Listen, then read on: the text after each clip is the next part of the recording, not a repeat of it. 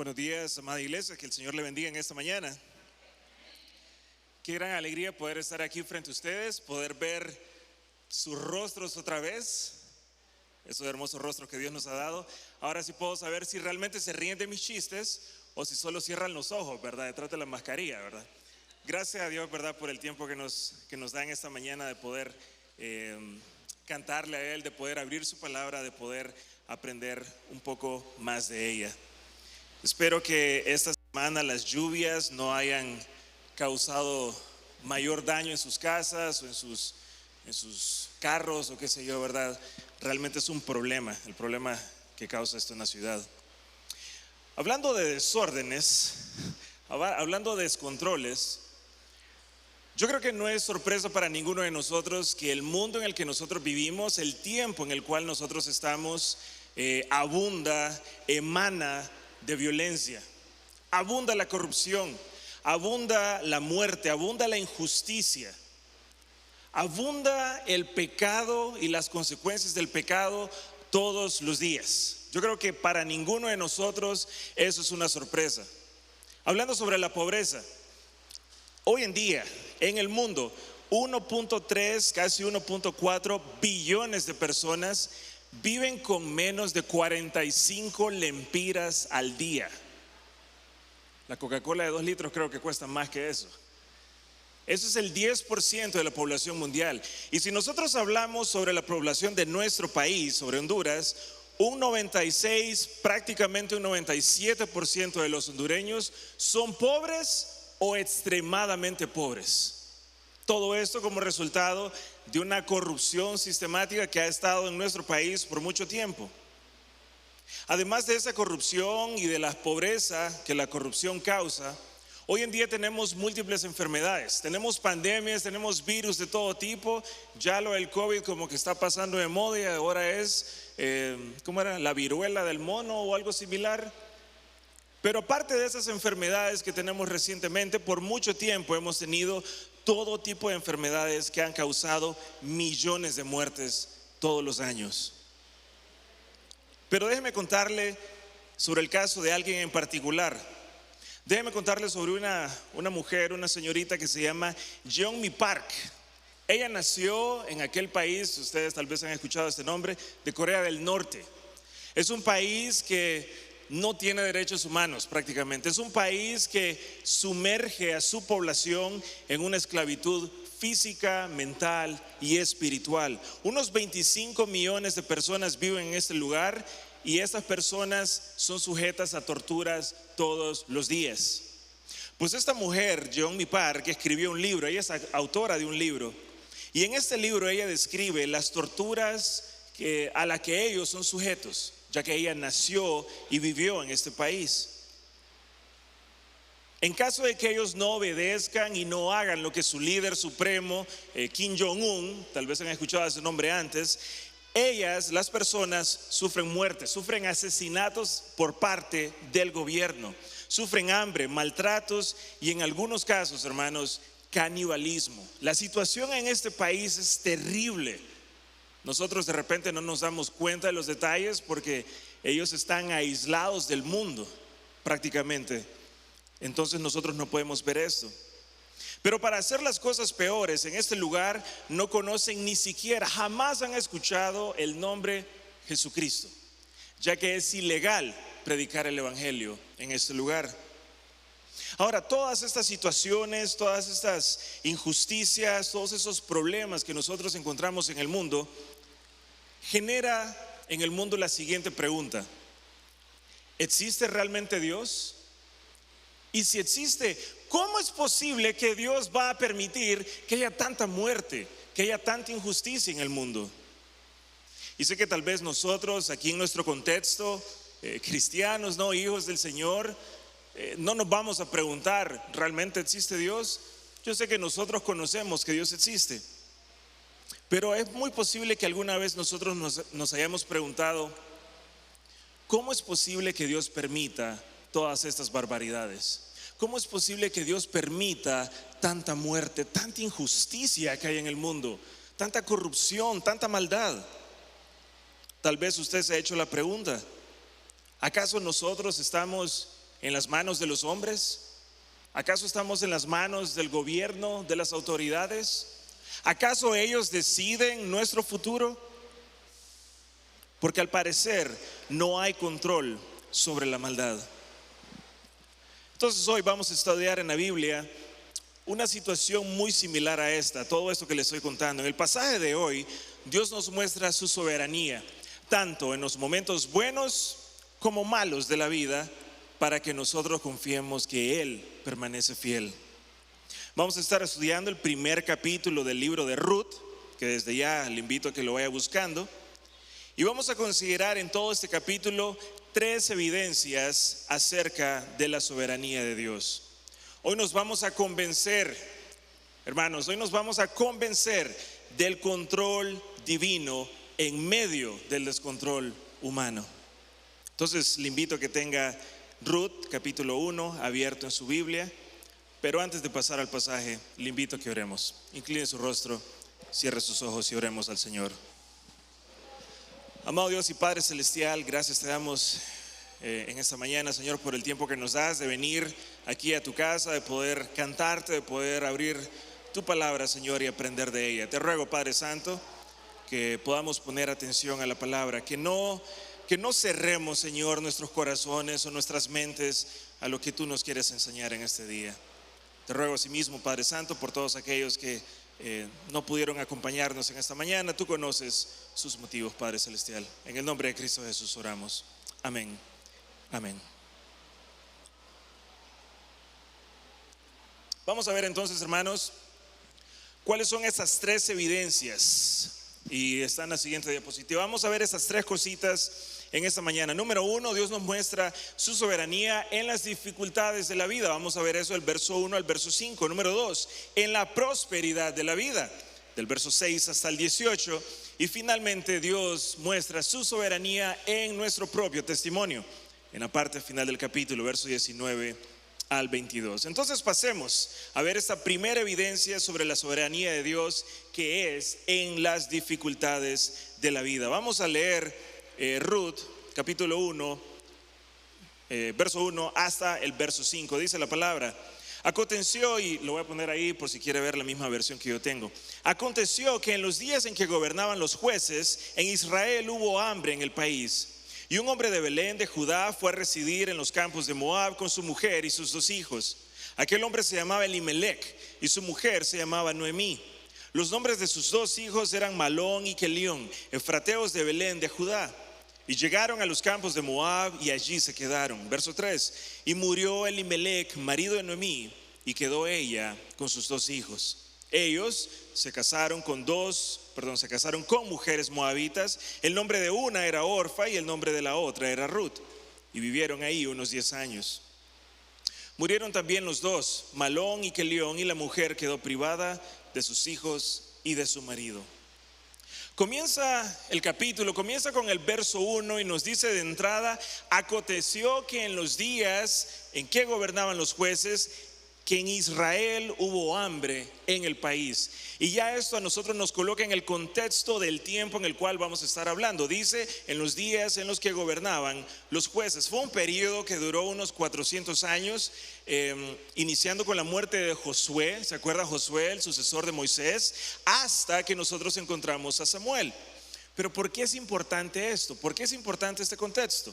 Bueno, si nos vamos a Jueces, y de hecho está en la pantalla también, Jueces capítulo 2, del verso 11 al 13, nos dice cómo se vivía en estos días. Dice la palabra, verso 11: entonces los israelitas hicieron lo malo ante los ojos del Señor y sirvieron a los Baales. Abandonaron al Señor, el Dios de sus padres, que los había sacado de la tierra de Egipto, y siguieron a otros dioses de entre los dioses de los pueblos que estaban a su derredor.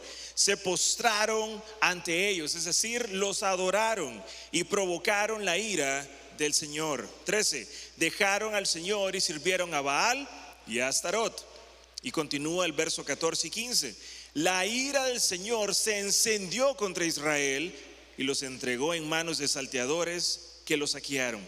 También los vendió en mano de sus enemigos de alrededor, y ya no pudieron hacer frente a sus enemigos. como el Señor había dicho, dice, el verso 15, por donde quiera que iban, la mano del Señor estaba contra ellos para mal, tal como el Señor había dicho y como el Señor les había jurado, y se angustiaron en gran manera.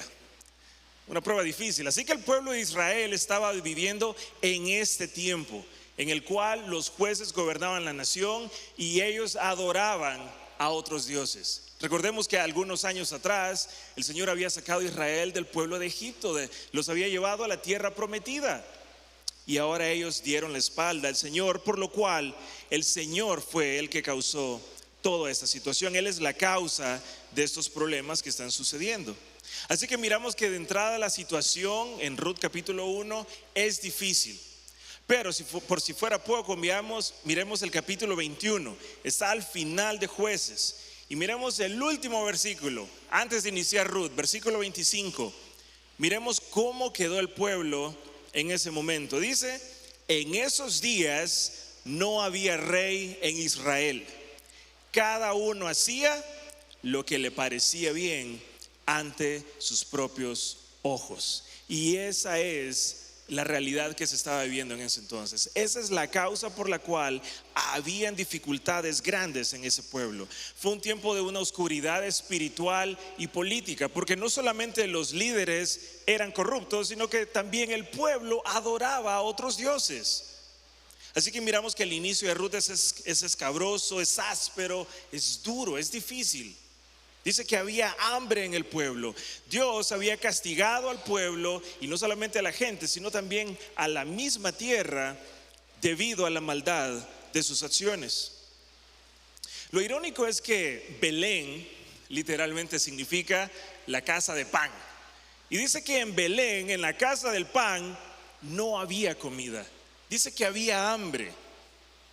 Tal vez desde la perspectiva humana esto era un desastre, ¿no? Hambre y castigo de parte del Señor. Y yo sé que si nosotros hubiéramos estado viviendo en ese tiempo, hubiéramos pensado, ¿cómo es posible que Dios nos tenga así?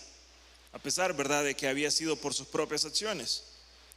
Pero si nosotros nos detenemos por un momento, pensemos en el mundo en el cual nosotros vivimos hoy en día. ¿No cree usted que nosotros estamos en un tiempo, en una época en la cual no hay ley? Hay leyes escritas en papel, sí. Pero ¿no cree que nosotros vivimos en un tiempo en el que cada quien hace lo que le parece bien a su propia opinión? Estamos en un tiempo en el cual abunda el egoísmo, abunda la maldad, abunda la avaricia. Y las acciones de los hombres son determinadas por lo que su corazón quiere. No importa el derecho ajeno, como tenemos esa expresión. No hay paz. Así que sin duda nosotros nos encontramos en un tiempo donde la maldad se ha multiplicado a causa del corazón alejado del Señor que tienen los hombres. La corrupción abunda, y vivimos en Honduras, yo no tengo que decirles eso. Y en nuestro diario vivir hay hambre y hay desigualdad, hay injusticia todos los días. Y no solamente eso, sino que la inmoralidad sexual ha llegado a unos puntos de corrupción tan terribles como que creo que nunca se han visto antes. El jueves estuvimos hablando con nuestro ICREC, el de la Oscar Castro, justamente sobre todo este tema. Cómo las mismas autoridades, cómo los gobiernos están fomentando la desviación sexual abiertamente. Antes nosotros decíamos, en Europa suceden tales cosas, en Europa los homosexuales se pueden casar. Luego en Estados Unidos hay desviaciones sexuales, en Estados Unidos, ¿verdad? Y luego en México, luego hace un par de años que dijimos, en Costa Rica ya es legal que los homosexuales se casen. Ahora, en Honduras estamos viviendo las mismas cosas. En Honduras vemos que es legal que una persona transexual cambie su nombre y su identidad legalmente y ya no se llame Marcos Rodríguez y se llame María González o lo que él quiera. Estamos en un tiempo horrible, hermanos, donde lo más malo ahora es lo normal, lo más terrible ahora es la norma, es lo bueno. Y los valores morales, los valores éticos y cristianos eso es anticuado, eso no sirve. Esos son los días en los que nosotros estamos viviendo. Y muy posiblemente esa es la causa por la cual hay tanta injusticia y tanta maldad en nuestros días. Ahora, volviendo al tema, quizás para nosotros sea difícil imaginarnos el hambre que padeció este pueblo, ya que, pues de repente, aunque seamos pobres en Honduras, el Señor siempre ha provisto. Pero es en medio de esta situación donde nosotros vamos a ver otro aspecto en estas dificultades. Vamos a ver la respuesta de parte de unas personas que eran supuestamente del pueblo de Dios. Continuemos ahí con la segunda parte del versículo 1. Nos presenta a un hombre y dice: y un hombre de Belén de Judá fue a residir en los campos de Moab con su mujer y sus 2 hijos. Verso 2, aquel hombre se llamaba Elimelec. Presenta a su mujer Noemí, a sus 2 hijos Malón y Kelión, y nos dice de dónde eran ellos. Dice que eran efrateos de Belén de Judá. Y luego dice que llegaron a los campos de Moab y ahí se quedaron. Se nos presenta esta familia que, según el contexto, era una familia importante, era una familia, digámoslo así, adinerada, era una familia famosa o popular en el lugar. Eran, como decimos nosotros, los fufurufos, ¿no? Eran los fufurufos de esa época, diciendo efrateos de Belén. Pero más importante aún, era una familia piadosa, es decir, era parte del pueblo de Dios, era parte de la adoración del Señor. De hecho, Elimelec significa literalmente: mi Dios es rey. Pero nosotros miramos la decisión que toma esta familia, hijos de Dios. Miramos la decisión que toma de llevarse a su familia a pastos más verdes, como decimos nosotros, a causa del hambre. Y tal vez nosotros podemos pensar: bueno, si había hambre en Belén, ¿qué tiene de malo que esta familia se fue a un lugar mejor? ¿Qué tiene de malo que esta familia huyó de un lugar donde había hambre y destrucción y castigo de Dios para irse a otro país? El problema no era tanto eso, sino que el problema va por 2 lados. Número 1, la actitud en el corazón de esta familia de no permanecer en la tierra prometida. Hermanos, ellos ya estaban en la tierra prometida, donde Dios quería que estuvieran. Pero ellos dijeron: no, nos vamos de aquí. Y número 2, el problema es a dónde se fueron ellos. Se fueron a Moab. Los habitantes de Moab habían quedado excluidos totalmente de la comunión y de la adoración del Señor. No lo vamos a leer, pero está en Deuteronomio 23, del 3 al 6. Este pueblo adoraba al dios Chemos. Era una deidad que recibía un culto similar a Baal. Este pueblo había buscado la maldición de Israel. Eran enemigos del pueblo de Israel. Y esta familia de creyentes, digámoslo de esta forma, estaba huyendo para vivir en ese lugar. ¿Se fija el problema? No era únicamente salir de un lugar hacia otro, sino que era, número 1, no confiar en el Señor y buscar las bendiciones por sus propias fuerzas, y número 2, el lugar al que ellos se fueron. ¿Cuántas veces nosotros, en medio de los problemas, en medio de las dificultades de la vida, en medio de las deudas, de los problemas económicos, queremos buscar por nuestras propias fuerzas la bendición? Digámosle bendición. Por los medios que nosotros queremos encontrar prosperidad económica. De repente, si tenemos problemas del índole que sea, hermanos, nosotros queremos por nuestras propias fuerzas, por nuestra propia inteligencia, salir adelante. Somos hijos e hijas de Dios. Pero en medio de las dificultades, ¿estamos confiando en Dios verdaderamente o estamos confiando en nuestra propia cabeza? ¿Estamos confiando acaso en nuestras propias amistades? ¿Acaso usted está confiando en su propia billetera para salir de los problemas?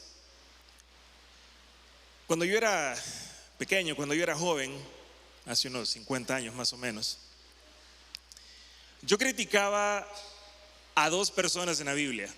Tal vez usted se identifica conmigo. Criticaba a Eva, por lo que ya vamos a ver con el pastor Julio, ¿no? Dentro de algunas semanas. ¿Cómo es posible que ella hizo esto, verdad? Y también criticaba al pueblo de Israel. ¿Cómo es posible?, decía yo. Ellos están viendo una columna de fuego en la noche que los iluminaba y que los guiaba. Ellos están viendo una nube que los acompaña en el día.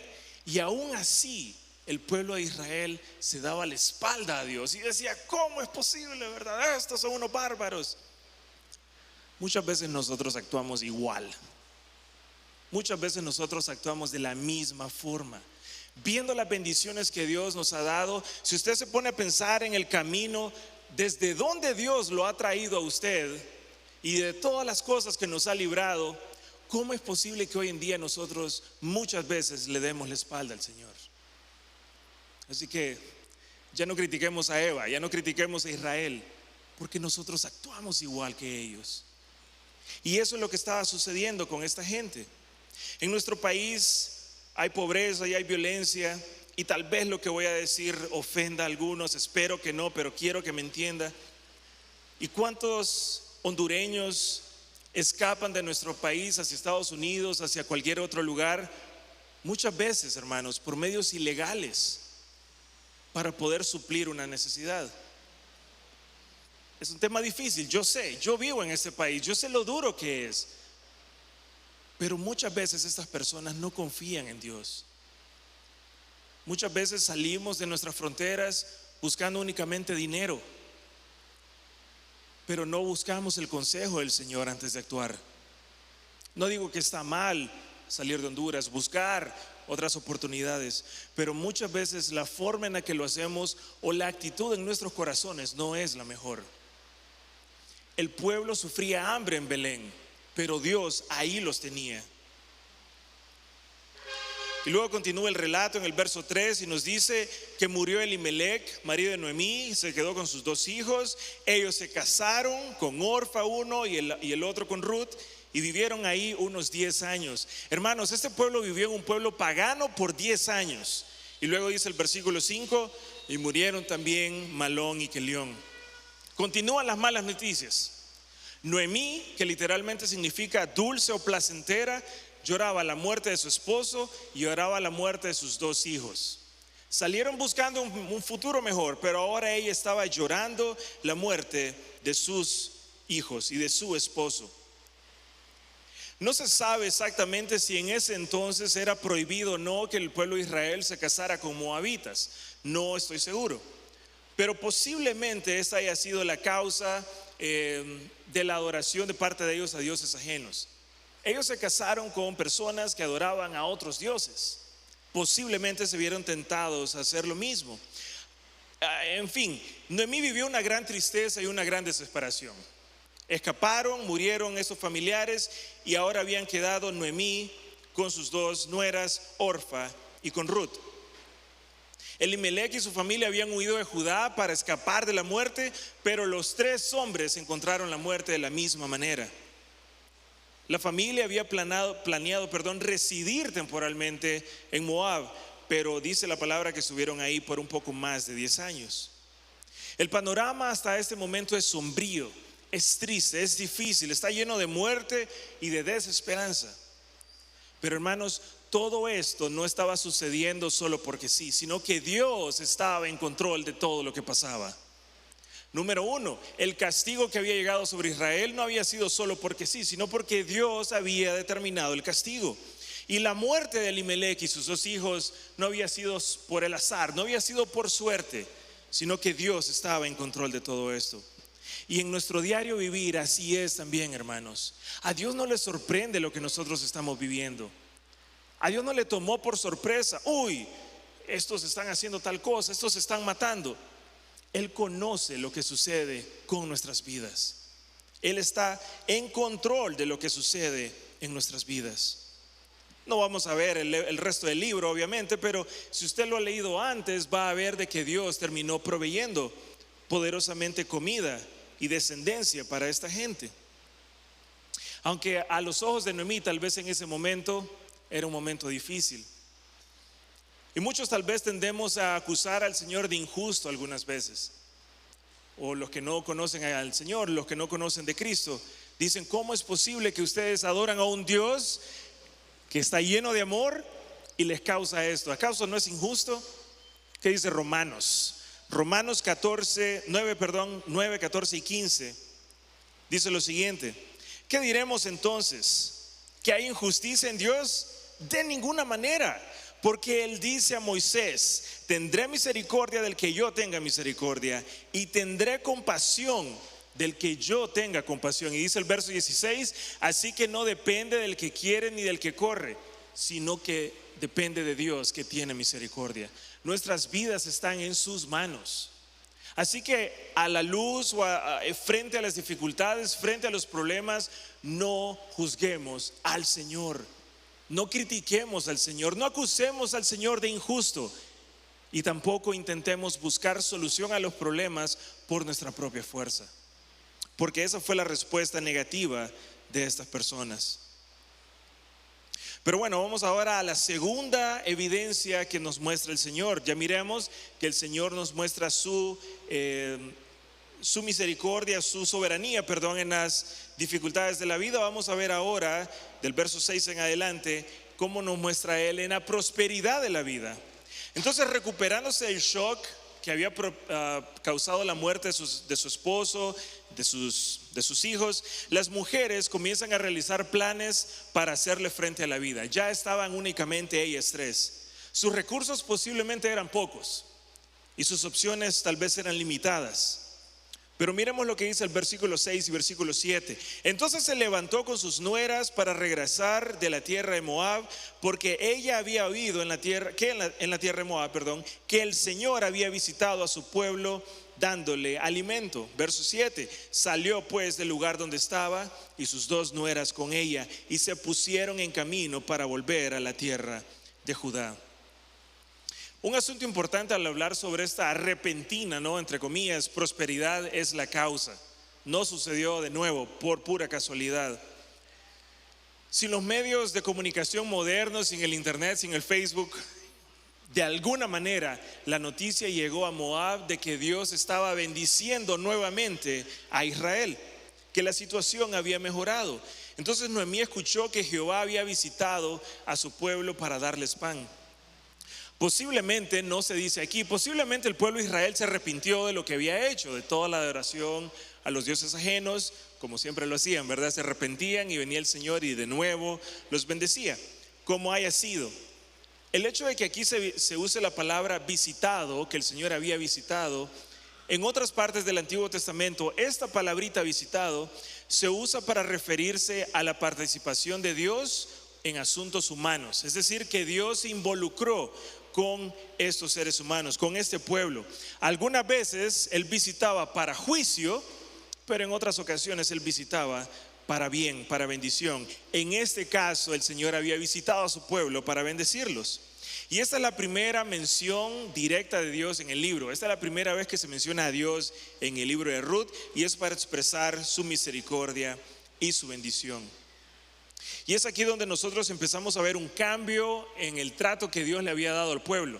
Ya miramos en los primeros 5 versículos que Dios le había dado mano dura al pueblo, que lo tenía castigado por causa de su desobediencia, y a partir del versículo 6 la mano empieza a cambiar. Es un trato más suave, más amoroso. Y vamos a ver la respuesta de parte de estas mujeres. Vamos a ver la actitud de Noemí ante esta noticia. Fijémonos que inmediatamente, que dice ahí, que escuchó sobre estas buenas noticias, salió pues del lugar donde estaba. Inmediatamente. Ella no se asentó en el lugar, aunque ya se había sentado. Ella no se quedó más en este lugar donde ella estaba, sino que dice que inmediatamente ella salió del lugar en el que estaba. Posiblemente Ruth se arrepintió de todo lo que había hecho. Es posible que ella había orado al Señor y se preparaba para regresar al pueblo, para regresar a la tierra prometida. Recordemos que ese era el lugar en el que el Señor los había puesto. Y luego vamos a encontrar a partir del versículo 8 un diálogo muy importante. Ruth tiene 85 versículos. 56 de estos 85 son diálogos, son plática entre personas. Es una parte importante del libro para describir lo que sucedía. Y vamos a ver este primer diálogo entre las mujeres. Y Noemí dijo a sus dos nueras: vayan, regrese cada una a la casa de su madre. Que el Señor tenga misericordia de ustedes como ustedes la han tenido con los que murieron conmigo. Verso 9: que el Señor les conceda que hayan descanso, cada una en la casa de su marido. Entonces las besó, y ellas alzaron sus voces y lloraron. Verso 10: y le dijeron: no, sino que ciertamente volveremos contigo a tu pueblo. Pero Noemí dijo: vuélvanse, hijas mías, ¿por qué quieren ir conmigo? ¿Acaso tengo aún hijos en mis entrañas para que sean sus maridos? Vuélvanse, hijas mías, váyanse, porque estoy demasiado vieja para tener marido.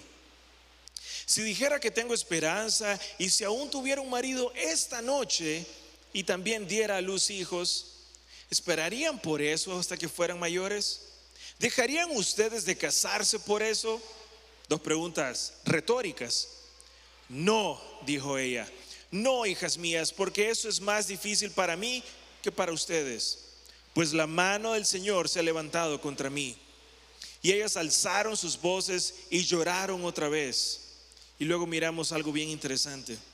Orfa besó a su suegra, es decir, se despidió de su suegra, pero Ruth se quedó con ella. Yo me imagino la escena, ¿no? Las tres mujeres preparando las maletas, preparando todo para salir de regreso, y tal vez en el camino o tal vez en lo que ellas preparaban esto, Ruth se pone a pensar: yo voy con estas dos mujeres moabitas que son viudas al pueblo de Israel, donde son enemigos prácticamente, donde no hay nadie que las vaya a redimir a ellas, donde no hay nadie que se quiera casar con ellas.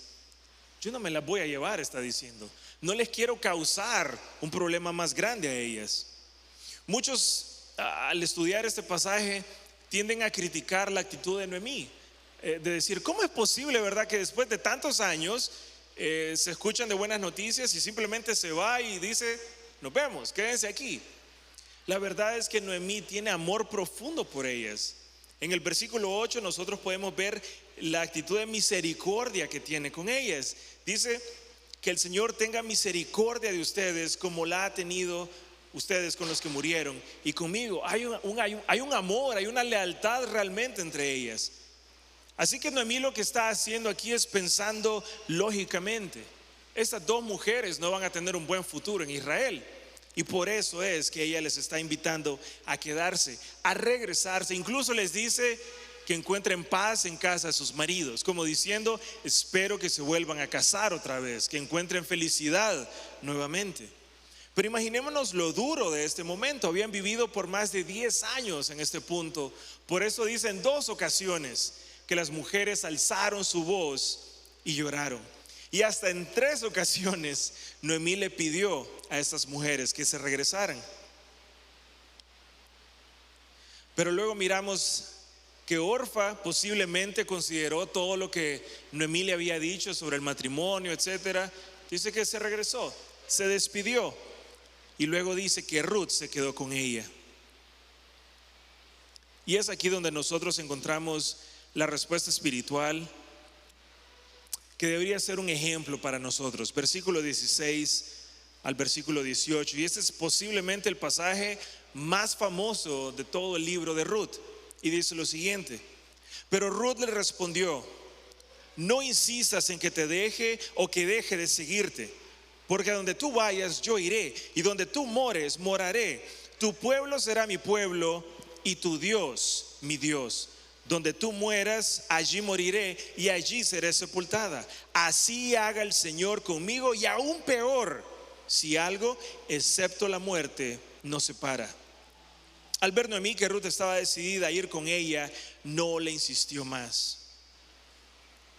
En este momento nosotros miramos que Ruth recitó esa ejemplar y poderosa declaración de amor para con su familia, pero también con Dios.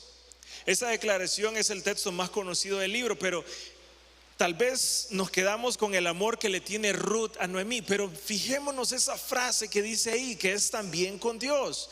Dice: tu Dios será mi Dios. Si miramos en el versículo 15, un poquito atrás, Noemí le dijo: he aquí tu cuñada se ha vuelto a su pueblo y a sus dioses, vuélvete tú tras ella. Noemí le está diciendo prácticamente: regresa a tu pueblo y adora a tus dioses. No vamos a hablar de eso porque podríamos estar describiendo ese versículo por horas, pero le está diciendo que vuelva a adorar a sus dioses. ¿Y qué le dice Ruth?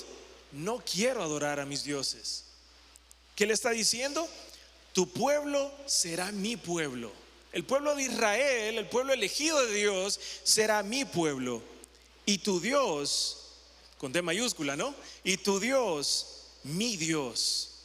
Y luego dice que ahí va a morir, como diciendo, no voy a dar vuelta atrás. Y luego dice, así haga el Señor conmigo. Hermanos, ¿no nos cae el 20? Es una mujer que adoraba a dioses ajenos y está diciendo que va a adorar al Dios verdadero. Aquí se menciona a Dios en dos ocasiones en este versículo. En el hebreo, en el original, se mencionan dos nombres diferentes de Dios. En el verso 16, ahí está diciendo Elohim, que significa Dios Salvador. Lo que Ruth está haciendo es llamando la salvación del Señor. Y luego en el 17 ella menciona el nombre Yahweh, que es el Dios del pacto. Ruth está diciendo, Dios me va a salvar y Dios me va a hacer parte de su pueblo, prácticamente. Esto refleja con mayor claridad en quién se apoyaba la fe de esta mujer moabita. No era en Noemí, no era en la bendición que había en Israel, sino que era en el Dios Salvador, era en el Dios del pacto en el que ella confiaba. Así que todas esas frases expresan el deseo de donde tú vayas, yo deseo ir. Eso era lo que Ruth le estaba diciendo, yo quiero estar ahí. Así que ella confesó su lealtad al pueblo de Israel, al Dios de Israel y a todo lo que se viniera en su vida. Este es un conmovedor ejemplo de lo que sucede cuando un corazón verdaderamente alcanza salvación. Y es en estos versos donde miramos los elementos de una persona recibiendo salvación. Y lo vamos a poner en pantalla. ¿Qué pasó? Número 1, la elección por convicción de parte de Ruth. Fijémonos ahí, ella está convencida en contraste con Orfa. Orfa se regresó. Número 2, una elección frente a inconvenientes naturales. Ella sabía que la situación iba a ser difícil. Una moabita regresando a Israel. Número 3, la elección de un pueblo. Ella está diciendo, yo voy a ser parte de ese pueblo. Número 4, la elección de una persona suprema de devoción. ¿A quién iba a adorar Ruth? ¿No se escucha? ¿A quién, hermanos? A Dios. Ella estaba eligiendo a Dios para adorarlo. Y número 5, una elección de la cual no habría vuelta atrás. Dice, allí voy a ser enterrada. Como diciendo, no voy a dar vuelta atrás. Entonces la conversión de Ruth es una evidencia de la gracia soberana de Dios. Recordemos, hermanos, que únicamente por gracia podemos ser salvos. Como dice Efesios 2, 8, 9, por gracia sois salvos por medio de la fe. Y esto no es de nosotros, sino que es don de Dios, no por obras, para que nadie se gloríe. Ahora, si usted ha leído el Antiguo Testamento antes, tal vez se recuerda que en Deuteronomio 23:3, no sé si lo tengo en la pantalla, decía lo siguiente: ningún amonita ni moabita, como esta mujer, entrará en la asamblea del Señor. Ninguno de sus descendientes, aún hasta la 10ª generación, entrará jamás en la asamblea del Señor. Híjole, ¿cómo hacemos aquí? Le negamos la visa a Ruth. ¿Cómo es posible que Ruth iba a entrar en la congregación del Señor? Fácil, hermanos, porque tenemos un Dios misericordioso, porque tenemos un Dios que nos salva por gracia. La ley, el legalismo nos aleja de Dios. La ley nos separa de Dios, hermanos, pero Cristo y su gracia nos arropa en Él. Aunque la ley diga que somos malos, si nosotros ponemos nuestra fe en Jesucristo, somos salvos. Él limpia nuestros pecados. Y eso es justamente lo que sucedió en el caso de Ruth. Tal vez sí, la ley mosaica decía que ninguna moabita iba a poder entrar, pero ella depositó su fe no en la ley, sino en el Dios Todopoderoso. ¿Está su fe puesta en el Rey y en el Dios de señores, en el Dios Todopoderoso? Tal vez algunos no creen, ¿verdad?, que ella pudo haber entrado. Vámonos a Mateo capítulo 1, versículo 1, y lo tengo aquí en pantalla porque vamos a ver el versículo 5 y el versículo 16. Dice el título de ese capítulo que es la genealogía de Jesucristo, es decir, la descendencia, la familia de Jesucristo. Y dice el versículo 1, libro de la genealogía de Jesucristo, hijo de David, hijo de Abraham. Ahí está, facilito. Versículo 5. Salmón fue padre de Booz, cuya madre fue Rahab. Booz fue padre de Obed, cuya madre, ¿quién fue, hermanos? Ruth. Y Obed fue padre de Isaí. Y luego al final, versículo 16, Jacob fue padre de José, el marido de María, del cual nació ¿quién? Jesús, llamado el Cristo. Así que miramos el nombre de una moabita en la descendencia de Jesús. ¿No le da como decimos, piel de gallina a eso? Cómo la gracia del Señor abrazó a esta mujer que depositó su fe en Él, y su nombre está escrito en la descendencia de Jesús, por nombre. Y encontramos también a Booz. Asimismo nosotros, hermanos, que antes fuimos enemigos del Señor, si depositamos nuestra fe en Jesucristo, nuestro nombre va a estar escrito en el libro de la vida. ¿No le encanta eso? ¿No le encanta saber que tenemos un Dios que nos ama de esa forma? Y acabamos de cubrir bastante en toda esta sección, pero no olvidemos que estamos hablando de que Dios muestra su soberanía tanto en las situaciones buenas como malas de la vida, para que confiemos de que Él permanece fiel.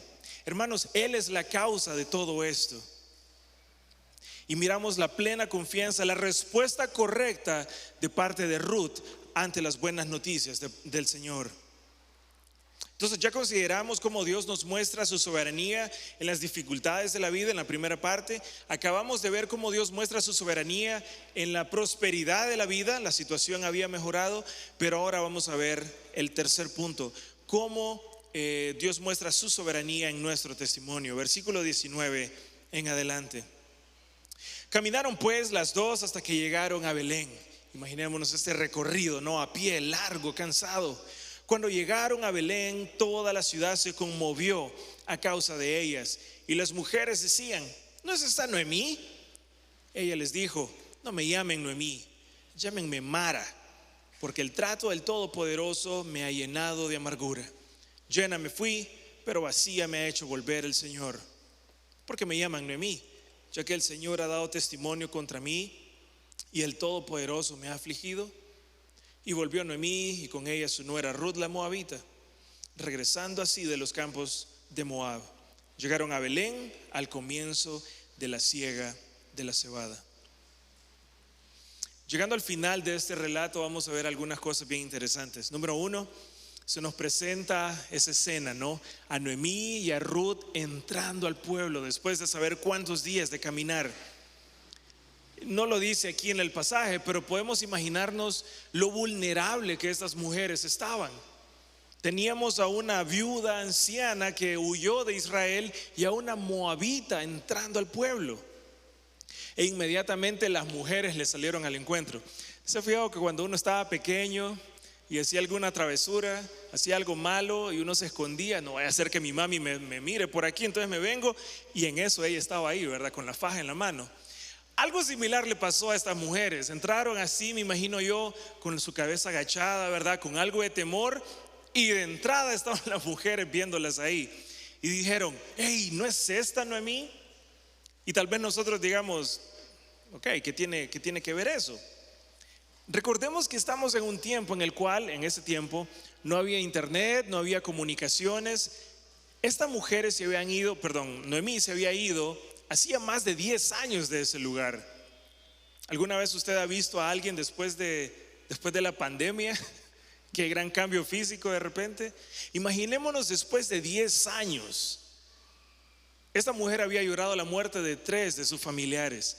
Había sufrido, ¿verdad?, bastantes situaciones. Había caminado hasta ahí. Obviamente su semblante era diferente. Su semblante era muy diferente al que ellas conocían. Y entonces entra y ella dice: no me digan dulce o agradable, no me digan Noemí, díganme amargada. Algunos comentaristas han hecho aquí una comparación entre este testimonio de Noemí y el testimonio de Job, Si miramos en Job 6, creo que tengo únicamente el versículo 4 aquí. Job diciendo: porque las flechas del Todopoderoso están clavadas en mí, cuyo veneno, dice, bebe mi espíritu, y terrores de Dios me combaten. Ella no está escondiendo que se siente mal. Ruth en ningún momento está ocultando que ella se siente mal. Entonces por eso es que hacen esa comparación. Pero aún en medio de ese dolor, en medio de esa amargura que ella está sintiendo, ella reconoce que ella no está así solo porque sí. Fijémonos lo que ella está diciendo. Porque el trato del Todopoderoso me ha llenado de amargura. Ella sabe quién está en control. Ella sabe por qué ella está en esa situación. Ella sabe que no fue por el azar, sino que ella le está atribuyendo todo a Dios. Ahí donde dice Todopoderoso, el nombre del Señor que se menciona es Shaddai, que es el Dios Todopoderoso. Así que ella está haciendo un gran hincapié en el poder de Dios, como diciendo, Él es el que puede hacerlo todo. En la antigüedad se referían con este nombre del Señor como una declaración de confianza sobre aquel que actúa en favor de los suyos o aquel que disciplina a los suyos, pero también otra forma para la cual ellos usaban este nombre era aquel que sana. Así que ella estaba consciente que Dios estaba actuando sobre su vida. Y en el versículo 21 vuelve a declarar ese dolor, esa queja que ella tenía, pero vuelve a decir por quién es que ella estaba viviendo eso. Ya que el Señor ha dado testimonio contra mí y el Todopoderoso me ha afligido. Esa palabra testimonio es una palabra judicial. Es como cuando está el juez, está el acusado y pasa a alguien a dar un testimonio en contra o a favor de esa persona. Dice que Dios había dado testimonio en contra de ella, como diciendo, Él sabe lo que yo hice y por eso es que yo estoy como estoy. Ahora, ¿es usted capaz de confesar, de decir con su boca que el castigo, que las dificultades que usted vive en su vida muchas veces es por su propio comportamiento? Es difícil. Muchas veces el orgullo no deja que nosotros digamos, yo me merezco esto, yo actué mal delante del Señor.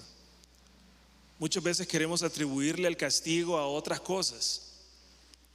Aquí miramos una gran lección de parte de Noemí. Miramos en su testimonio, donde ella dice, yo sé que he fallado, yo sé que Dios me ha castigado, yo sé que Dios está trabajando en mi vida. Es un gran ejemplo para nosotros. Cuando hay momentos dulces o amargos en su vida, ¿declara usted que es Dios quien está en control? ¿Sabe dónde se manifiesta eso bastante? Cuando tenemos aquí un ataúd y estamos llorando la muerte de alguien, pero ese alguien es cristiano o fue cristiano y el pueblo de Dios está cantando, está orando, está adorando a Dios. Para los que están afuera es una locura lo que estamos haciendo. ¿Cómo es posible que esta gente le está agradando, Señor, está alabando al Señor en un momento así? Para nosotros es reconocer que Dios está en control siempre. Y eso es lo que Noemí estaba haciendo aquí. El relato termina en el versículo 22 y muchas cosas han pasado. En este momento el panorama está medio bueno. Empezó muy mal y fue mejorando poco a poco.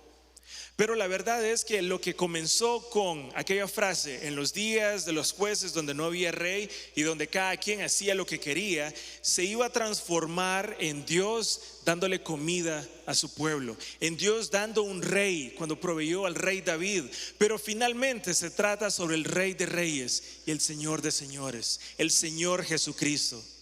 Así que, ¿qué nos ha enseñado Dios hoy? ¿Qué hemos aprendido sobre su soberanía? Hemos visto 3 evidencias de que Dios usa para mostrarnos que Él permanece fiel. Vimos que Dios nos muestra su soberanía en las dificultades de la vida, en esos momentos difíciles, complicados, donde no encontramos una explicación. El Señor está en control de eso. Miramos también asimismo que Él muestra su soberanía en la prosperidad de la vida.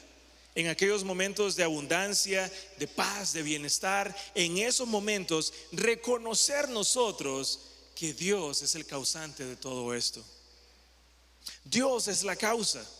Por tanto, tenemos que adorarlo a Él. Así como Ruth entregó su vida al Señor en ese momento y dio la espalda a su pueblo, dio la espalda a los dioses ajenos, así mismo nosotros, darle la espalda muchas veces a los ídolos que tenemos en nuestra vida, darle la espalda a un estilo de vida que no le agrada al Señor.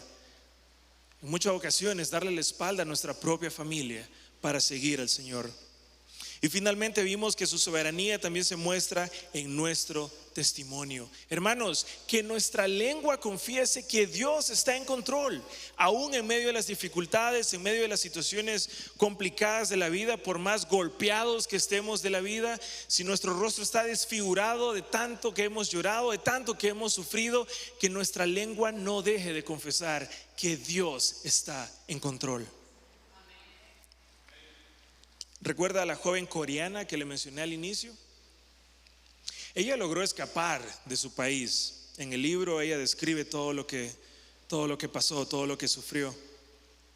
Vive en Estados Unidos ahora, vive en Nueva York. Ella pasó de ese sufrimiento a la paz, al bienestar que este mundo ofrece. Pero ¿sabe qué es mejor que eso? Que en Cristo nosotros encontramos la verdadera dulzura para nuestras vidas. Que en Cristo, quien padeció la amargura del pecado en su propia carne, nosotros vivimos una vida eterna. Para finalizar, vamos a leer Efesios 2, 18 al 20. Porque por medio de Él, los unos y los otros tenemos entrada por un mismo espíritu al Padre. Así que ya no sois extranjeros ni advenedizos, sino conciudadanos de los santos y miembros de la familia de Dios, edificados sobre el fundamento de los apóstoles y profetas, siendo la principal piedra del ángulo, ¿quién? Jesucristo mismo. Eso somos nosotros. Declaremos entonces con nuestra lengua que Él está en control. ¿Qué nos enseña entonces ese sermón a nosotros, cristianos de años, maestros, líderes que tenemos aquí?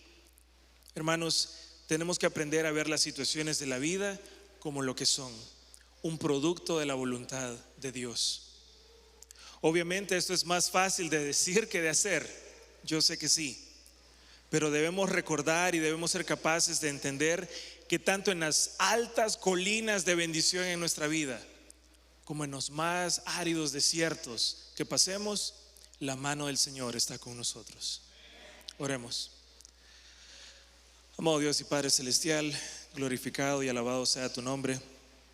Te agradecemos, Dios mío, por tus bendiciones, por tu amor, por tu misericordia. Y te agradecemos, Señor, porque nuestras vidas no están a la deriva. Gracias, Señor, porque tu mano nos sostiene en momentos difíciles, en momentos complicados, en momentos, Señor, como cuando el mundo dice: ¿cómo es posible que hay un Dios? Nosotros sabemos, Padre Celestial, que el mundo está en tus manos. Ayúdanos, Padre Celestial, a responder correctamente ante las dificultades, a no ser como esa familia que huyó de la tierra prometida para encontrar prosperidad, sino que nosotros nos mantengamos firmes confiando en ti. Te ruego tu bendición, Señor, por la Iglesia Bautista Comunión. Ayúdanos, Señor, en el día a día a vivir estas realidades de la palabra, porque esa es tu voluntad. En Cristo Jesús oramos. Amén. Dios le bendiga.